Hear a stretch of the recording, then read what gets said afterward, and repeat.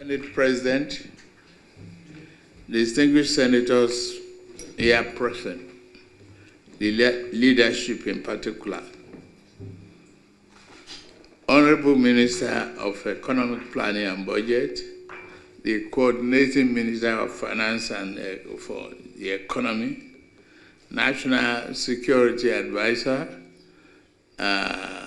PS, State House, and I think Chief of Staff and all of you here, and the National Chairman of my party. Please forgive me, I was not looking up. I'm glad you are here. The Chair. Of course, other senior government officials. It is Happy New Year for every one of us. And I wish you a very prosperous one. It is a promising year for people to even be able to gather, put their energy in place, their thought in place, in the national interests of this country. Today, the first holiday on the calendar. Thank you very much. I want to say,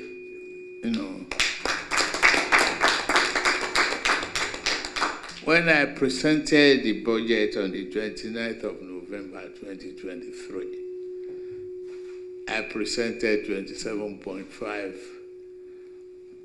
and left room. And I called for expeditious, treatment of the budget, the review, the passing, the debate, and all of that. Today we have a budget of 28.7 trillion naira, with an increase of 1.2 trillion naira over the proposal that I submitted. I thank the National Assembly for this prompt review, adjustment, and what they deem necessary. This is an evidence and a great testament to the excellent relationship between the executive and the legislature.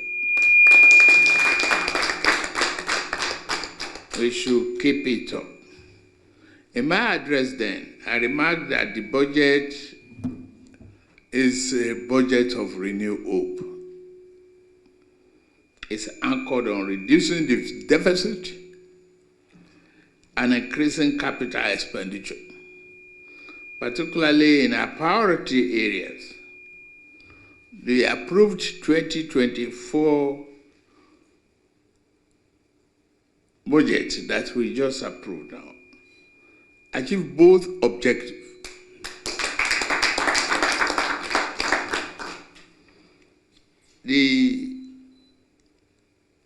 It contains a very good increase in the capital side, a reduction in recurrent expenditure, and it brought down the deficit from 6.11% to 3.88%. That, to me, that's an achievement. We can debate the area of economic thinking, whether capital expenditure and reduction in the recurrent means what? It's subject of interpretation. It means a lot. It means where the hope is hanged in development,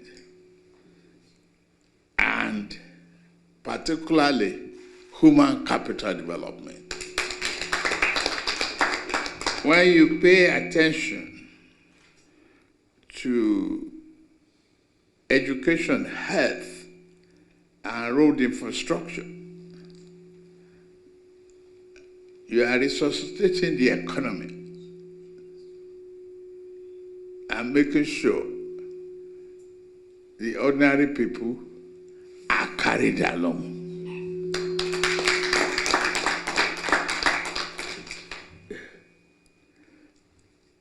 Let me take one of it. Why we take power and steel and other projects?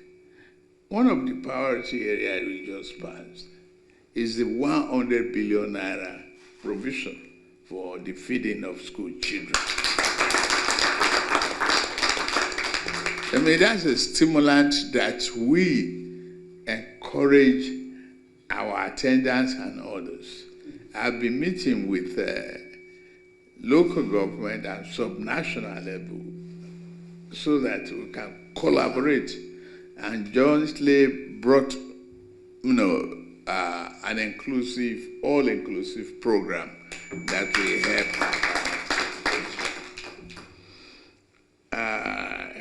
Yes, pleased with what you've done with the judiciary and other areas. All other detail we mention future. I cannot, however, conclude my remark without going that a budget is only as good as its implementation.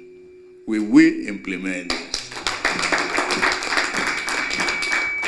I want to assure the Nigerians that all the MDAs and our teams have been warned. That's why we even take our time to separate economic planning from finance. MDAs must have regular report of the budgetary performance in the area that we put in place to help ordinary Nigerians.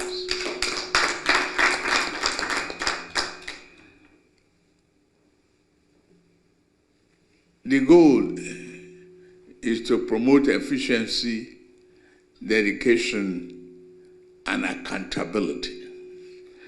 If you cannot do that, you may have to leave us to do the job on your behalf. Signing the Appropriation Act today is a great honor because to me as a politician and head of state, there is no holiday when I was campaigning for this job. I made a pledge that I will commit myself fully, and I thank the team members, particularly Atiku, Bagudu, the National Assembly leadership, all of you who I know what today means to everybody. And weeks before today, when I brought the budget, is like, can we meet the 1st of January? Can we meet the end of December? All in question marks. You deliver sincerely. I have to thank you very much. And the Honorable Speaker. So if you have to travel, you can go ahead. Thank you, everybody. So it's